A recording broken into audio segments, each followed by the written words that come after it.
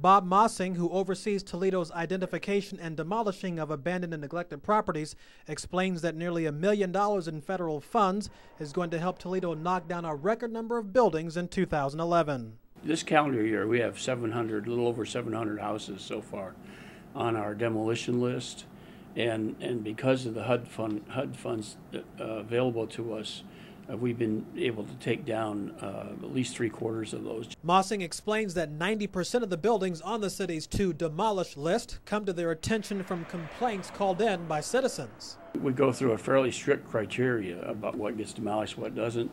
I mean, it's got to have a bad roof, it's got to have a bad foundation, it's got to be, one step away from falling down. After years on the demolition list, this 4-story building right next to Scott High School has a date with the wrecking ball later this year, but it won't come cheap.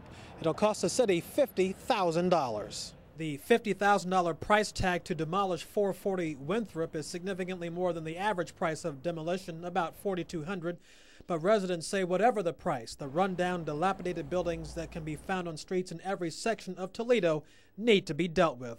I think they're death traps, problems waiting to happen, and I think somebody should do something about them.